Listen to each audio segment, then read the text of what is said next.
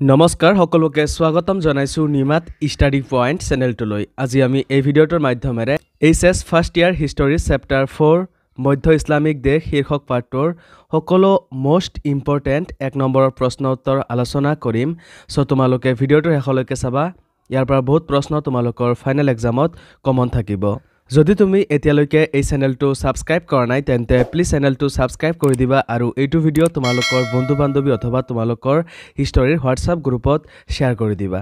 মৰমৰ ছাত্ৰ-ছাত্ৰীসকল, তোমালোকৰ সুবিধাৰ্থে অতি কম মূল্যত এইচএছ ফাৰ্ষ্ট ইয়াৰ হিষ্টৰীৰ ফাইনেল এক্সামত 100% কমন পেলাবলৈ আমি নতুন কৌশলেৰে মডেল কুৱেশ্যনছ এণ্ড এনচাৰ্ছৰ ই-বুক তৈয়াৰ কৰিছোঁ, য'ত প্ৰতিটো অধ্যায়ৰ বচা মোষ্ট ইম্পৰ্টেণ্ট প্ৰশ্ন উত্তৰসমূহ সন্নিৱিষ্ট কৰা হৈছে, যিবোৰ পঢ়িলে তোমালোকে কম দিনতে পৰীক্ষাত 100% কমন পেলোৱাৰ লগতে ভাল ফলাফল দেখুৱাবলৈ সক্ষম হ'বা।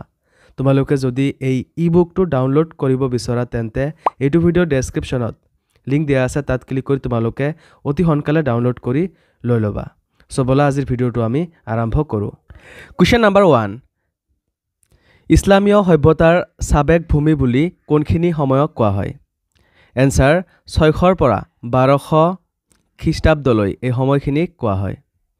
কুৱেশ্যন নম্বৰ 2, মুছলমানসকলৰ উত্তম বিধি তাবাৰীৰ আখবৰ কিমানটা খণ্ডলৈ ইংৰাজীলৈ তৰ্জমা কৰা হৈছিল? এনচাৰ 38টা খণ্ডলৈ। কুৱেশ্যন নম্বৰ 3, ইছলামৰ প্ৰকৃত ইতিহাস ৰচনা কাৰ্যৰ সূচনা কোনে কৰিছিল? এনচাৰ জাৰ্মানী আৰু নেদাৰলেণ্ডৰ অধ্যাপকসকলে 19বিংশ শতিকাত এই বিষয়ত ৰচনা কাৰ্যৰ সূচনা কৰিছিল। কুৱেশ্যন নম্বৰ 4, হজৰত মহম্মদে কেতিয়া এক ভগৱানৰ উপাসনা কৰা বিধি প্ৰচাৰ কৰে? এনচাৰ 612 পৰা 632 খ্ৰীষ্টাব্দত হজৰত মহম্মদে এনে বিধি প্ৰচাৰ কৰিছিল। কুৱেশ্যন নম্বৰ 5, আৰবী ভাষাত জনজাতিসকলক কি বুলি কোৱা হৈছিল? এনচাৰ কাবিলা বুলি কোৱা হৈছিল। নম্বৰ 6, কোন চনত হজৰত মহম্মদে নিজকে ভগৱানৰ দূত বা ৰচুল বুলি ঘোষণা কৰিছিল? এনচাৰ 612 খ্ৰীষ্টাব্দত হজৰত মহম্মদে নিজকে ভগৱানৰ দূত বা ৰচুল বুলি ঘোষণা কৰিছিল। কুৱেশ্যন নম্বৰ 7, কোন খ্ৰীষ্টাব্দত হজৰত মহম্মদ শিষ্যসকলৰ সৈতে মদিনালৈ পলায়ন কৰিছিল? এনচাৰ 622 খ্ৰীষ্টাব্দত। নম্বৰ 8, খলিফা কোন আছিল? এনচাৰ মুছলমান ধৰ্মগুৰুৰ সহায়ক আছিল খলিফাসকল। 9, প্ৰথম খলিফাজন কোন আছিল? এনচাৰ আবু বক্কৰ আছিল প্ৰথমজন খলিফা। নম্বৰ 10, দ্বিতীয়জন খলিফা কোন আছিল? এনচাৰ খলিফা উমৰ আছিল দ্বিতীয়জন খলিফা। নম্বৰ 11, বাইজান্টাইন সাম্ৰাজ্যই কোন ধৰ্মৰ পোষকতা কৰিছিল? এনচাৰ বাইজান্টাইন সাম্ৰাজ্যই খ্ৰীষ্টিয়ান ধৰ্মৰ পৃষ্ঠপোষকতা কৰিছিল। নম্বৰ 12, সাসানিয়ান সাম্ৰাজ্যই কোন ধৰ্মৰ পৃষ্ঠপোষকতা কৰিছিল? এনচাৰ জৰাথ্ৰুষ্ট ধৰ্মক সাসানিয়ান সাম্ৰাজ্যই পৃষ্ঠপোষকতা কৰিছিল।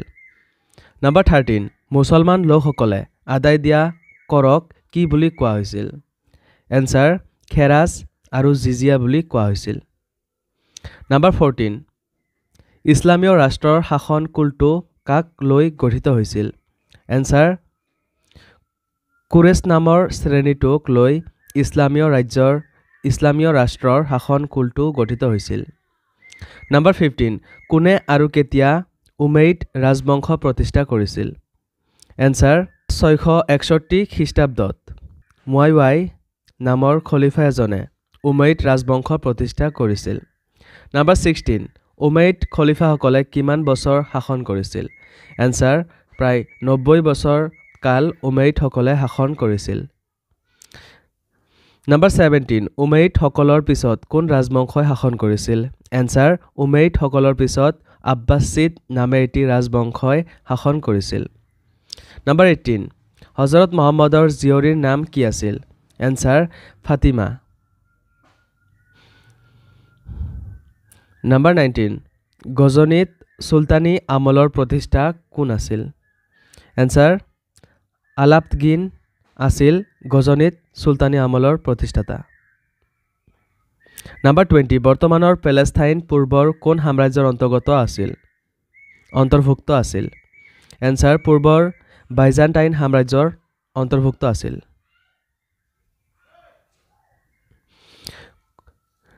কোৱেশ্চন নাম্বাৰ 21 প্ৰথম ক্ৰুছেড বা ধৰ্মযুদ্ধ কিমান চনৰ ভিতৰত সংঘটিত হৈছিল এনসাৰ 1095 পৰা 1291 খ্ৰীষ্টাব্দৰ ভিতৰত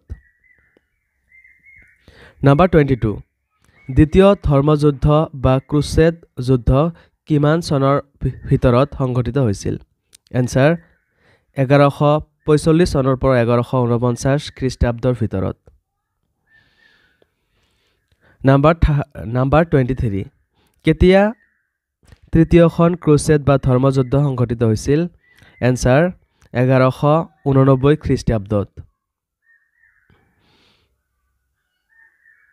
question number 24 in an antique land নামৰ উপন্যাসখনৰ ৰচক কোন এনসাৰ অমিতাভ ঘোষ আছিল এই উপন্যাসখনৰ ৰচক কোৱেশ্চন নাম্বাৰ 25 কোৰাণ কিহৰ ওপৰত ৰচিত এনসাৰ কোৰাণ হল 610 আৰু 632 খ্ৰীষ্টাব্দৰ ভিতৰত আল্লাই বা ভগৱানে মহম্মদক দিয়া এলানি বাণীৰ ওপৰত ৰচিত কোৱেশ্চন নাম্বাৰ 26 কোন চনত কোৰাণক লিখিত ৰূপ দিয়া হৈছিল এনসাৰ 650 খ্ৰীষ্টাব্দত ইয়াক লিখিত ৰূপ দিয়া হৈছিল কোৱেশ্চন নাম্বাৰ 27 হিজৰী বা শকাব্দ কেতিয়াৰ পৰা আৰম্ভ হৈছিল এনসাৰ 622 খ্ৰীষ্টাব্দত হযৰত মুহাম্মদ আৰু সহযোগীসকল মক্কাৰ পৰা মদিনালৈ পলাই অহাৰ সময়ৰ পৰাই হিজৰী বা শকাব্দ আৰম্ভ হৈছিল কোৱেশ্চন নাম্বাৰ 28 আবু বক্কৰ কোন আছিল এনসাৰ আবু বক্কৰ ইছলাম সকলৰ প্ৰথমজন